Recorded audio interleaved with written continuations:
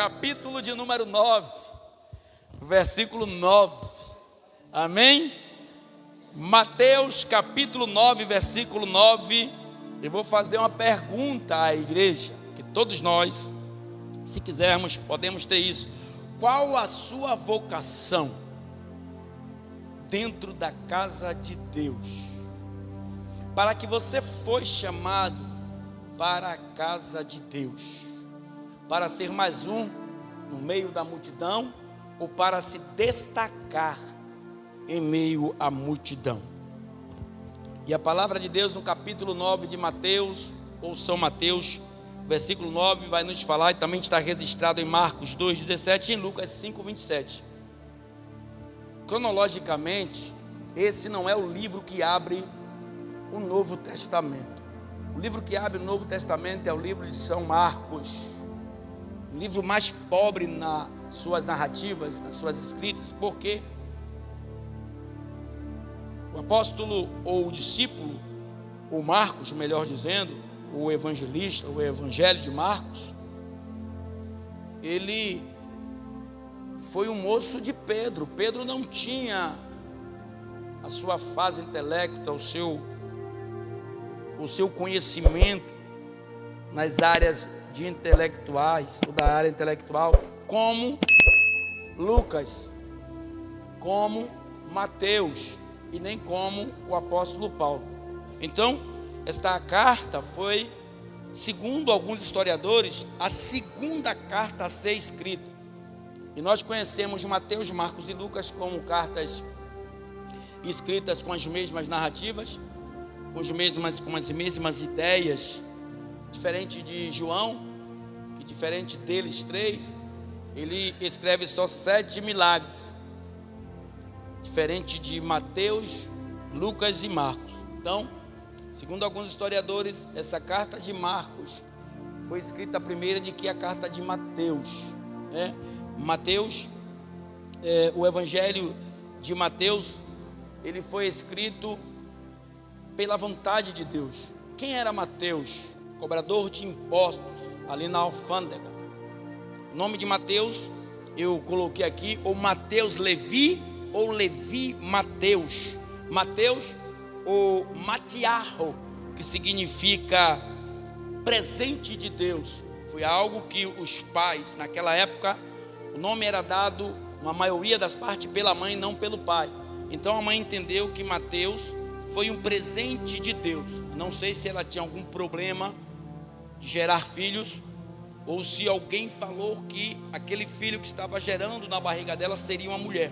Se vocês não sabem, alguns sabem, naquela época, ali no Oriente Médio, a mulher que desse luz a filhos homens eram mais bem vistas do que as que dessem luz a filhas mulheres. Por quê? Eles estavam esperando o Messias, e também a atividade do homem na época era mais excedente do que a das mulheres.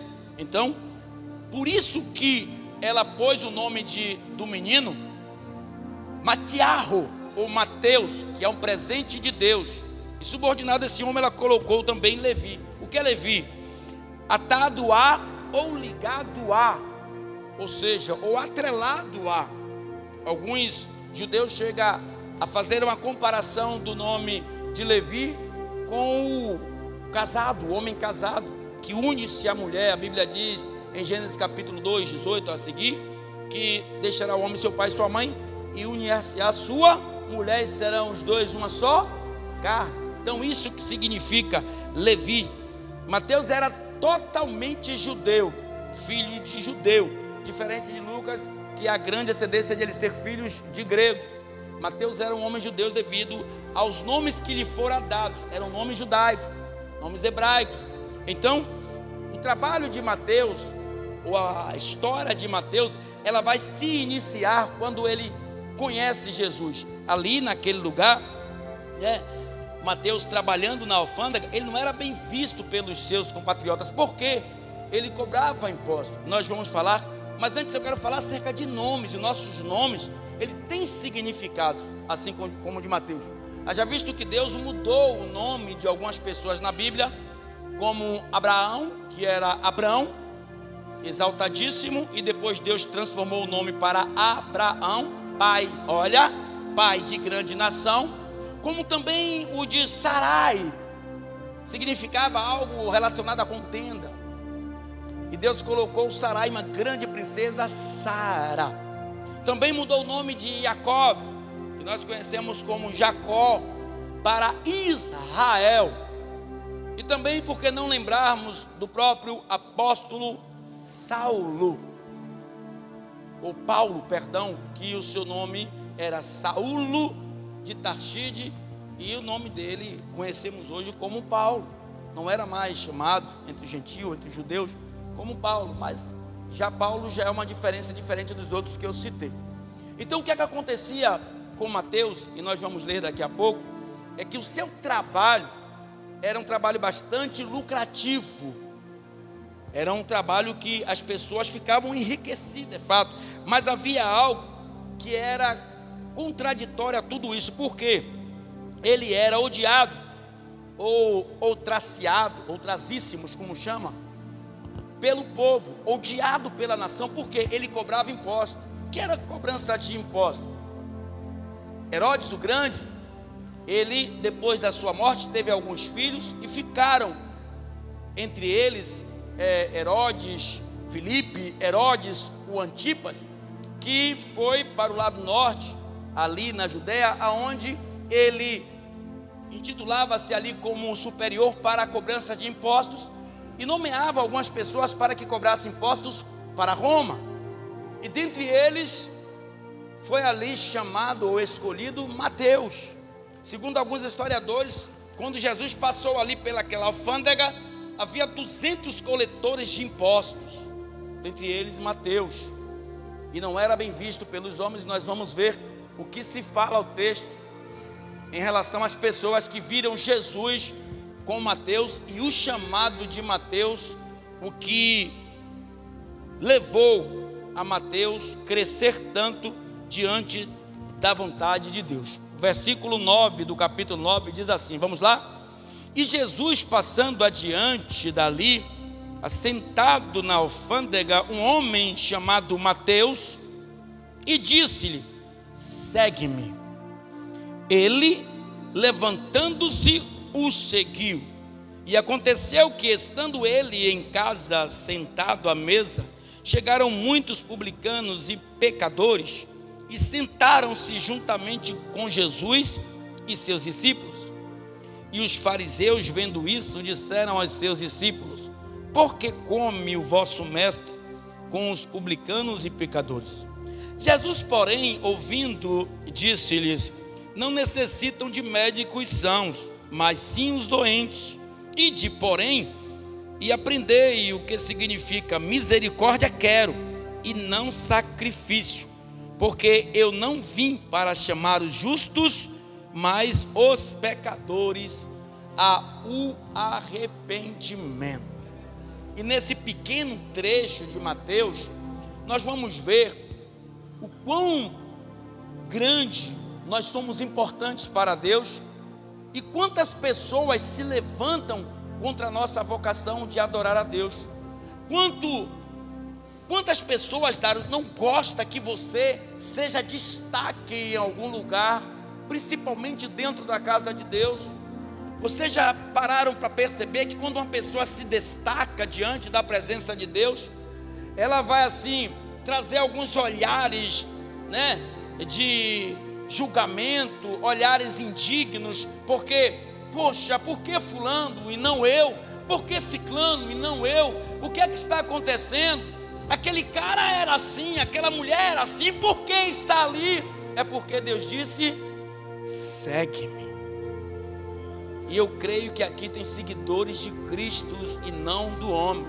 E quem segue a Cristo anda com verdade e de justiça, para que a glória de Deus se manifesta em sua vida, para que aqueles que te acusaram, ou aqueles que pensaram que você não ia ser, vejam a excelência de Deus na sua vida. Não deixe, igreja, de buscar, de lutar, de voltar-se para Deus, porque é esta a vontade de Satanás. E muitas pessoas se achegam até a você com palavras desmotivadoras para que você perca a essência da fé, para que você desista do seu chamado ou da sua vocação. Não se deixe levar por palavras enganadoras, desmotivadoras, palavras que vão te afastar da presença de Deus, amigos indesejáveis que vão chegar e com propostas indecentes vão te afastar da sua vocação ou do seu chamado. A Bíblia ela nos declara que nem tudo que reluz é ouro, igreja. E o que mais afasta homem e mulher da presença de Deus chama-se dinheiro, o poder, a vontade de ser, de ter, de fazer. E nem sempre nós temos, e nem sempre nós podemos, e nem sempre nós fazemos. E temos que nos acostumar com a palavra de Deus que diz que o nosso tesouro, ele não está baseado nas coisas terrenas. Judas pagou um preço caríssimo, porque Jesus disse: é mister que o Filho de Deus seja entregue aos pecadores, mas ai por aquele homem que o Filho de Deus seja entregue. Porque a intenção de Judas era completamente o contrário de tudo que Jesus pregava. E o que é que Jesus tem pregado para a sua vida, igreja? E Jesus não deixou pontas soltas, não deixou palavras para que não fossem ouvidas por Judas, porque ele disse: rapaz, não se preocupe com o que você acha. Está lá em Mateus 6, se não me falha a memória, com de comer, de beber, de se vestir. Eu posso suprir as suas necessidades. Concentra-se em buscar a minha presença, a minha justiça, porque eu vou te abençoar. Eu vou te dar aquilo que você, talvez trabalhando em toda a sua vida, você não irá conquistar. Faça a prova de mim. Que é um exemplo fantástico. Aqueles discípulos se tornaram apóstolos. Quem era Pedro para estar conduzindo a igreja? Pedro era um pescador bebum, que vivia pescando ali na Galileia. E Pedro negou Jesus 3 vezes, mas ele reconheceu o seu pecado, a ponto de ganhar quase 3.000 almas junto em uma pregação. Imagina aí. Quem era Jonas diante da vontade de Deus? Teimoso. Não queria ir em Nínive porque ele não gostava, não havia união entre os povos. Mas Deus disse: Jonas, vai lá. E em um dia ele ganha toda aquela cidade. Quem somos nós diante de Deus? Que vocação você tem para a casa de Deus? Será que você foi chamado para a casa de Deus? Para e pensa nisso. Para estar aqui em momentos de alegria, como eu via no sorriso e no olhar de pessoas aqui, que mesmo na pregação dura, como eu prego na maioria das vezes, estava ali com um sorriso no rosto, como se eu estivesse pregando mel, como se eu estivesse pregando flores, mas era espinho. Mas no olhar, no semblante daquela pessoa, é como se eu estivesse dizendo: Jesus te ama, quando na verdade Jesus está te chamando a atenção. Mas havia uma alegria interna, e hoje nós não vimos mais. Muitas vezes a palavra está sendo pregoada e dá para eu perceber, porque Deus tem que dar percepção àquele que Ele dá como autoridade, para que lide com a ovelha que Ele vai levar para os céus. E dá para sentir no semblante que a pessoa está até aqui fisicamente, mas os ouvidos, os olhares e o pensamento estão bem longe, porque perdeu a alegria. Aconteceu ou está acontecendo com muitos dentro da igreja hoje, sabe, Givaldo? O mesmo sentimento que esteve com Judas, quando ele, na casa do leproso ali, Lázaro, ele olha, e aquela mulher derrama quase 10.000 de azeite, de bálsamo na cabeça de Jesus, e ele pensando que Jesus ia replicar, exclamar com a mulher, ele disse: deixe ela fazer, porque vocês estão oportunando elas. Mas nós poderíamos vender e ajudar os pobres. Os pobres sempre estarão com vocês, eu nem sempre estarei. Então Judas começa a se desmotivar. É o que está acontecendo nos dias de hoje. Não estou dizendo que na mesma colocação, mas Judas começou, João, sabe, a não olhar mais para Jesus como olhava outrora, porque as apostas que Judas fazia com Jesus: esse cara vai se tornar um grande governador, esse cara vai se tornar um grande homem aqui dentro dessa cidade, e eu quero ser o braço direito dele. Ele vai ficar muito rico, ele vai estar em cima do palácio, na cadeira do palácio, na maior, louvado seja Deus, capacidade que o palácio possa promover para ele. Mas na realidade, o tesouro, a glória e a permanência de Jesus, elas eram e são e sempre será celestial. Aí Judas fez um tratado e disse: poxa, eu vou ter que recorrer aos sacerdotes, os homens que ainda têm uma posse. E ele mesmo se dirigiu aos sacerdotes, porque Judas se esfriou, igreja. Judas era um obreiro, igreja. Judas era um discípulo, Júnior. Judas foi chamado como Levi, como João, como Tiago, como Pedro, Simão, e jogou e negligenciou o seu chamado, negociou o seu chamado, e disse aos homens: olha, o que é que vocês vão dar a quem te entregar o tal do Jesus? O que é que você quer? 30 moedas de prata, basta. Vamos trocar as moedas de prata por consciência. O que é que tua consciência te diz hoje em relação a Jesus, o qual nós servimos? De que forma estamos servindo a Jesus? Como Pedro, que mesmo temeroso, mesmo negando, reconheceu o seu erro e voltou para Jesus? Ou como Judas, que vendo o pecado já inundado e cauterizado a sua mente, preferiu a sua morte? Porque para pensar, Júnior, vem cá. Se Jesus perdoou Dimas, não sei, que estava do lado direito dele, por que ele não poderia perdoar Judas, se fosse pedir perdão a ele? Sabe por que Judas não foi pedir perdão? Porque Judas estava perdido dentro de si mesmo. Ele não conseguia mais se encontrar. A igreja, não deixe que o seu pensamento, que a sua fé, que a sua vida espiritual entre neste labirinto. Nenhum de nós aqui que formos colocado em um labirinto humano, secular, físico, conseguiremos sair sem a direção de quem formou o labirinto ou de quem tem o mapa. Nós iremos rodar em círculo o tempo todo, porque nos perderemos, porque não sabemos a saída, não conhecemos a saída.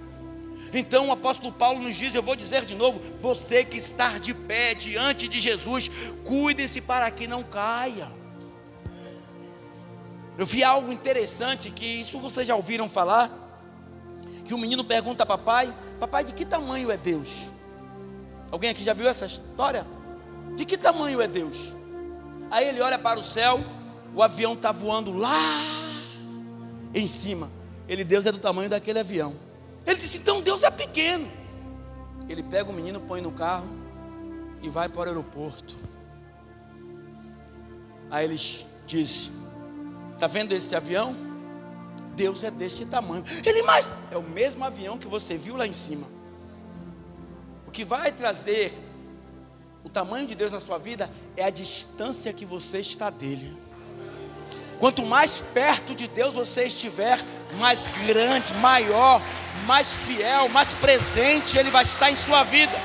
Quanto mais você se afastar dele, mais pequeno Ele fica. Foi o que aconteceu com Judas. Estava sentado à mesa na casa de Lázaro leproso, ex-leproso, perto de Jesus. Ele se afasta de Jesus. Jesus fica pequeno para ele, e ele vai se entregar na mão daqueles sacerdotes. Não se perca nesse labirinto, igreja. Não deixe que o dia de amanhã, segunda-feira, no seu trabalho, no seu local de trabalho, no local do seu curso, ou na sua vizinhança, as conversas, ou as conversações humanas, elas venham corromper os seus bons costumes. Não se deixe levar por quaisquer coisa que seja. Então Deus tinha um chamado para Mateus, e aquele chamado de Mateus trouxe ira no coração de muitas pessoas. Vamos contextualizar? Versículo de número 9 e versículo de número 10 e 11. Versículo número 9. Jesus te vê antes que todos te observem, porque estavam observando ali, rapidinho, a atividade profissional de Mateus, estavam prejulgando eles, muitos já queriam sentenciar a vida de Mateus. Então as pessoas ficam observando quem você é, o que você faz, para te caluniar, para te difamar, para trazer coisas contrárias na sua vida. Só que essas pessoas não entendem, enquanto eles te observam, Deus te vê. Pastor, o que é isso? Porque Deus, Ele te conhece desde o ventre da tua mãe. Ele está te vendo, Ele te conhece por dentro e por fora. Tinham quase 200 homens, mas Ele, quando passou pelaquela alfândega, eu não sei em que colocação Mateus estava, ou Levi, Ele disse: Mateus, ou Levi, segue-me. Aquele homem entendeu o chamado de Deus na vida deles, assim como vocês tem um chamado de Deus nas suas vidas. Vocês têm um chamado de Deus na sua vida, ou nas suas vidas. Pense nisso em nome de Jesus. Não deixe que os momentos seculares, de discordâncias, os momentos atrativos, tirem a sua visão da promessa de Deus. Enquanto eles te observam, enquanto você passa, quer ver uma coisa? Observar é diferente de ver. Júnior passa aqui com esse paletó na Nike, com essa camisa toda bonitona, com esse tênis aí de menino novo, e quando ele passa, você começa a observar. Aí você observando o Júnior passando, você não viu quando ele chegou, de que forma ele veio. Olha, Júnior está com a camisa vermelha, com o paletó preto, com a calça preta, Júnior está com tênis.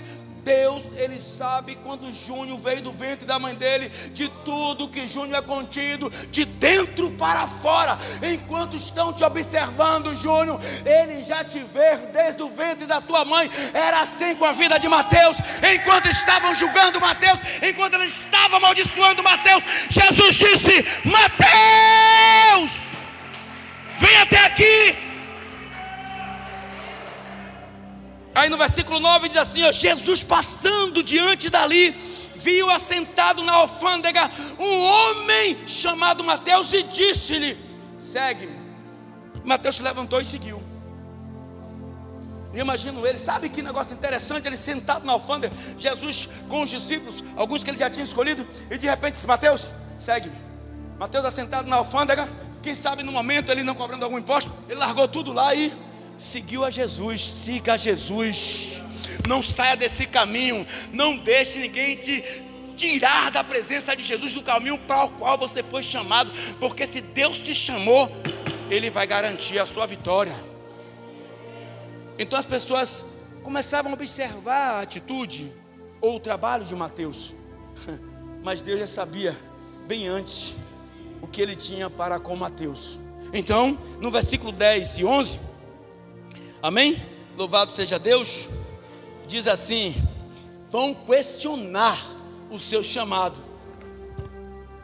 Ele não sabe nem falar, ele nem tem uma expressão oratória tão boa assim, né, Paulo? Como Paulo às vezes diga aqui: não sei pregar. Quem é ela para dizer isso? Quem é ela? Jesus disse o que? Vai, porque quem põe palavra em tua boca sou eu. Aí disse: mas ele não sabe, mas ela não sabe. Mas ele era um maconheiro, ele era uma prostituta, ele era um traficante, ele era um pedófilo, ele era um estuprador. Ei, quem disse que nós temos essa posição, ou estamos nessa posição de julgar alguém? Então quando Jesus ele está ali, e alguns historiadores dizem que naquele local, no porto, ali era próxima à casa de Mateus, porque esta casa onde Jesus estava sentado era a casa de Mateus.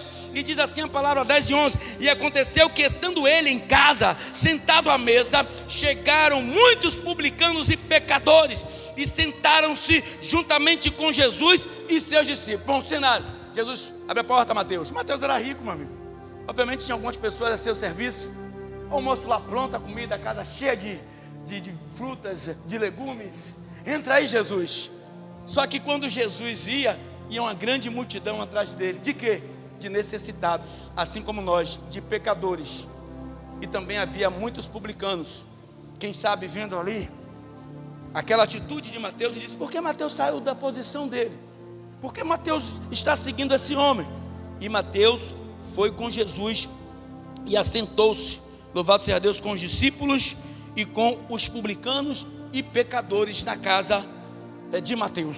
E diz a palavra no versículo 12: e os fariseus, vendo isso, disseram aos seus discípulos: por que come vosso mestre com o publicano ou os publicanos e pecadores? Como eu disse, vão questionar a sua forma de viver com Deus. Por que Jesus fez isso com ele e com ela?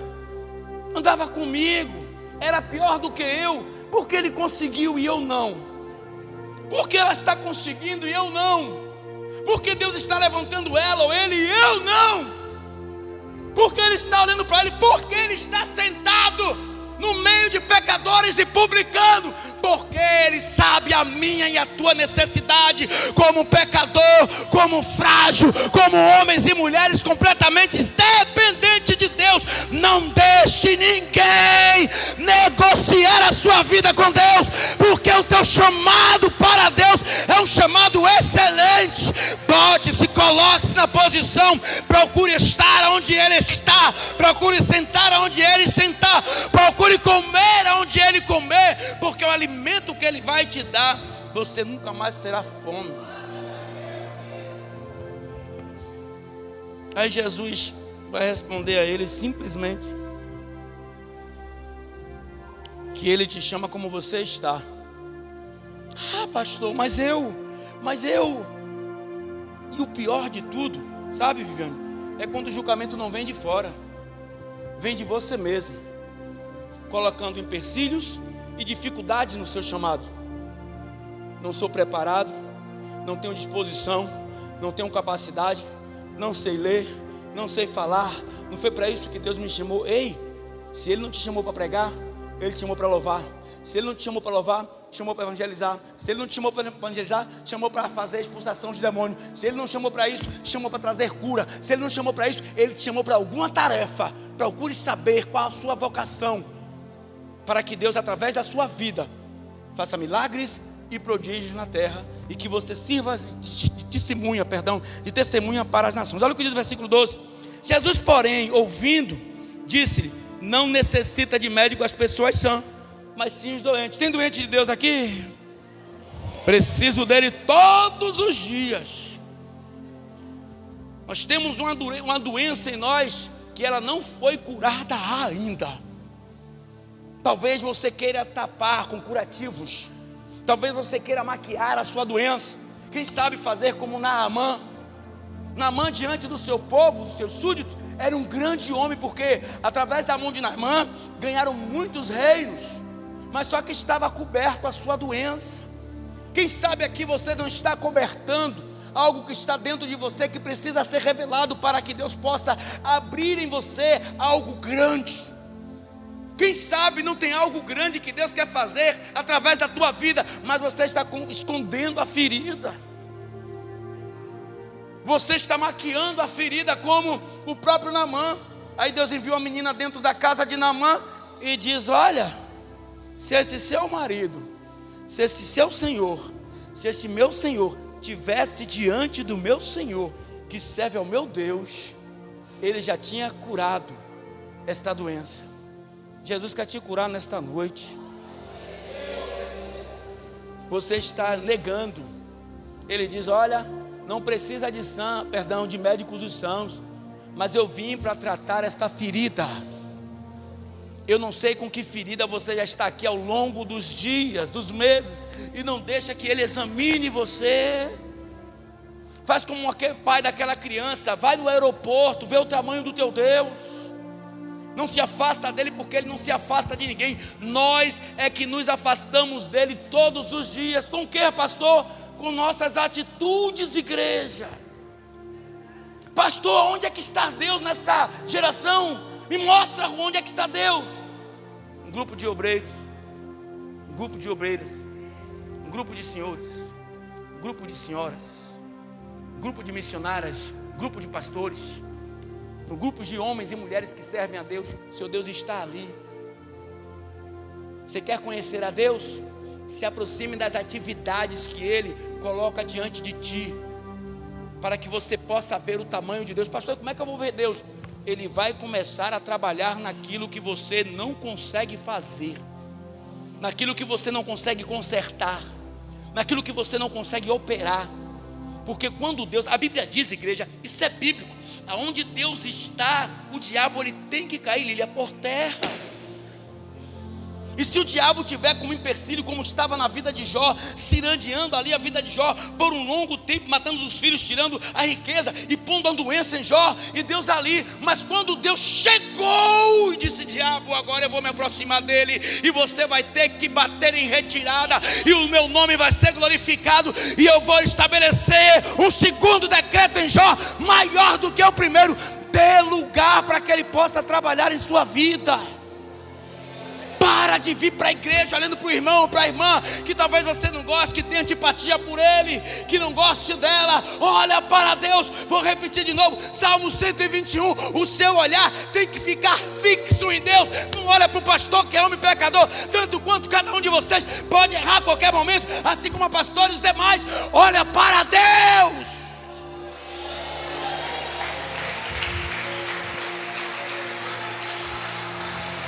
Quando começarem a questionar o teu chamado, a tua vocação, você diz assim, ó: vai falar com quem me chamou. Pastor, por que o Senhor consagrou fulano? Vá perguntar a Deus. Fulano, porque o pastor te consagrou? Vá perguntar a quem me chamou. Eu não tenho como me defender. Não sou meu próprio advogado. Vai perguntar quem está à direita de Deus. Ele se coloca ainda momentaneamente como meu advogado. Então eu tenho um advogado, e o meu advogado é fiel. Se você quiser saber alguma coisa, questionar algo, fala com meu advogado, porque ele pagou por mim um preço inimaginável na cruz, indescritível. Você sabe que preço é esse? Curioso e curiosa é amor, coisa que você não sente por mim, mas ele sentiu, sente e sempre sentirá. É um amor eterno.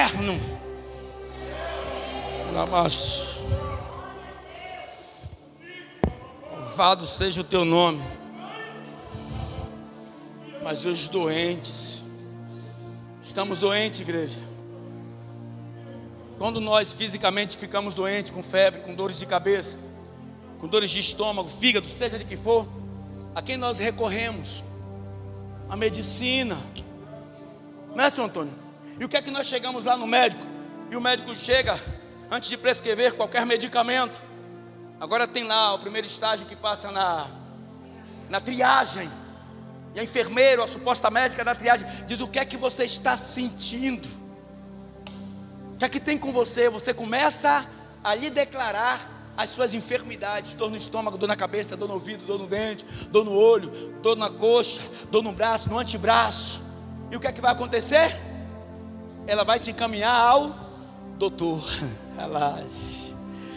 E quando você chegar diante do doutor, ele vai olhar para você, porque ele estudou, Júnior, pegue isso, ele estudou a medicina, ele sabe no que você disser a ele, o que você tem, a doença que você tem. Então ele vai fazer o que, Paula? Prescrever o medicamento ou te internar, ou coisa dessa natureza. Só que o doutor Yeshua, quando você se chega a ele, ele só quer ouvir a tua voz, mas ele já sabe, Aguinaldo, qual é a sua enfermidade. Ele não precisa de anestesia, ele não precisa prescrever remédio, ele não precisa te internar, tão somente com uma palavra, a qual ele disse a Mateus: ele vai te curar. Levi, segue-me.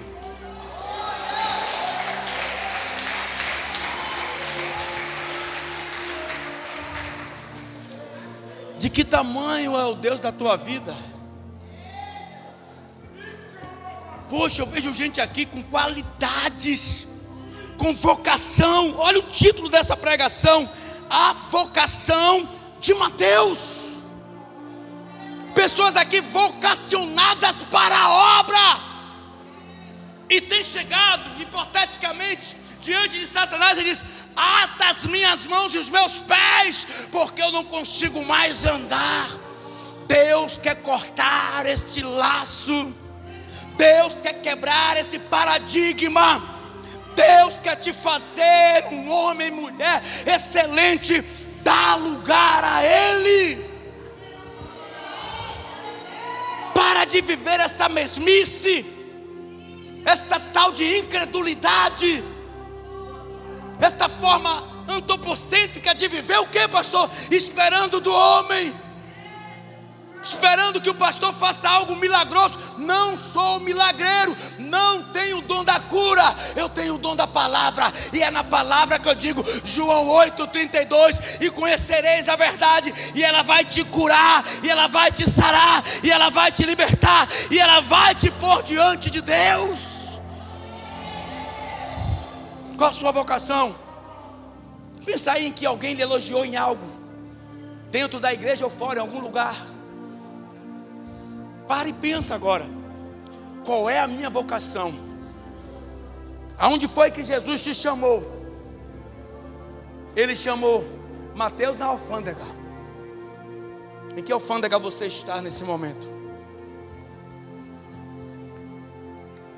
Você é uma joia preciosa na presença de Deus. Pode até o pastor não lhe valorizar, pode até a pastora não te valorizar, pode toda a tribuna não te valorizar, pode até a tua mulher, teu marido não dar crédito a você, como não dava. Amados, e Mateus era completamente insignificante. Era um homem rico, mas que ninguém queria conta. Ninguém queria conta, Júnior. Mas Jesus olha diferente. Jesus não falou nada com ele, a não ser disse a ele: vem seguir o teu chamado, vem seguir a tua vocação, vem seguir o que lhe é de direito. O diabo tem lançado muitas propostas de Deus na vida de crentes aqui, que era para estar maior espiritualmente, era para estar pregando, era para estar louvando, era para estar evangelizando. Estão encurralados no labirinto da vida, perdidos, não sabe para onde vão, porque perdeu o valor da grandeza de Deus. E quanto mais nós nos perdemos no labirinto, mais distante nós estamos de Deus. Tristes, fazendo apostas humanas, físicas, tentando conquistar o tempo todo, não dando espaço que Deus trabalhe. Tem algo para que Deus queira trabalhar, Júnior, sabe? Até uma porta de emprego, um comércio para se abrir, uma melhora no casamento, mas você toma a dianteira. Quando eu entrei na casa do endemoniado, quem entrou diante de mim foi o homem de branco. E o diabo teve que perceber isso. Por quê? Você tem que dar o tempo de Deus trabalhar na sua vida. Começa a entender isso, igreja, em nome de Jesus. Pastor, mas a igreja está assim, mas o povo está assim, ou estão assim, perdão. Pastor, mas o porteiro está assim. Eu passei ali pelo irmão, ele não falou comigo, pastor. Eu passei ali pela irmã, pastor, a irmã virou a cara. Pastor, eu soube que o irmão falou de mim. Pastor, o irmão lá fora disse que o senhor não dá oportunidade. Para! Dá ouvidos a quem é de direito. A Bíblia diz que o Espírito Santo, Ele é o nosso Consolador. E se Ele é o nosso Consolador, falemos com Ele: Espírito Santo, ore por mim e leva para Deus tudo aquilo que eu preciso.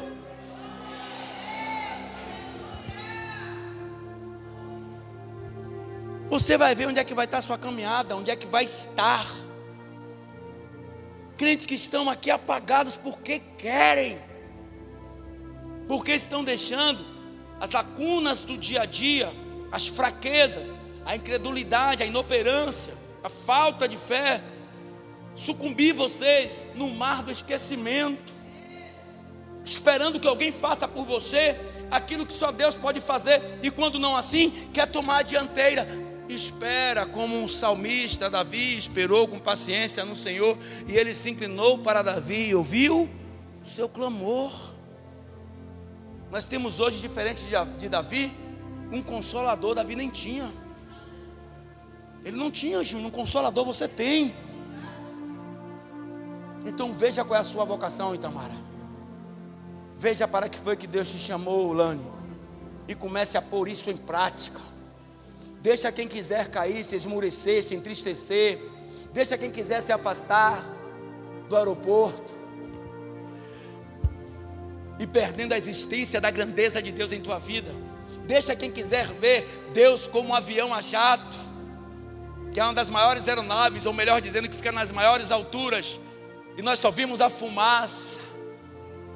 Mas fica com Deus como um espectador de aeroporto, para ver aqueles Boeing 747 gigantes, e dizer: olha, se esse avião passar por cima de mim aqui, ele me destroça todo, que ele é grande, imenso.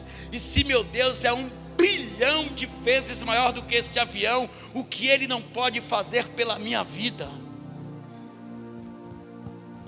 Então o tempo é esse, a hora é essa, e Deus está tratando a igreja nesse momento acerca daquilo para que você foi chamado.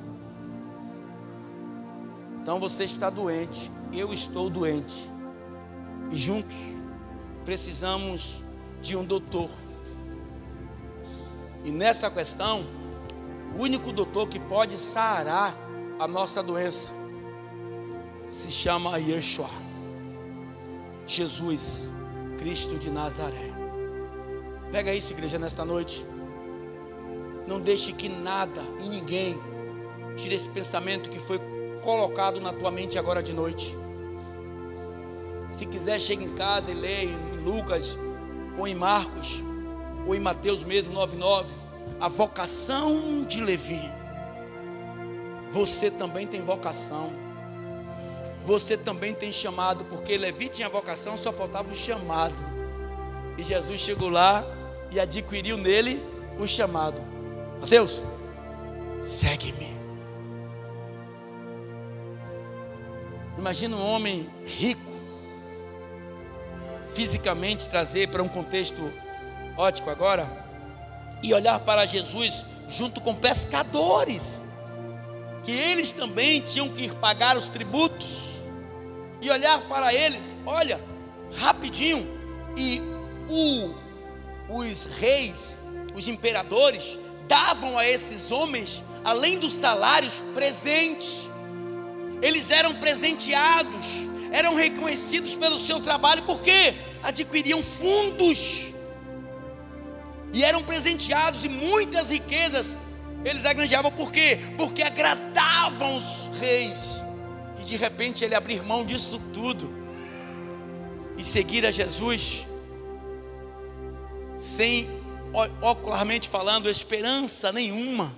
Ele disse: maior é aquele que está dentro de mim do que o que está nesse mundo.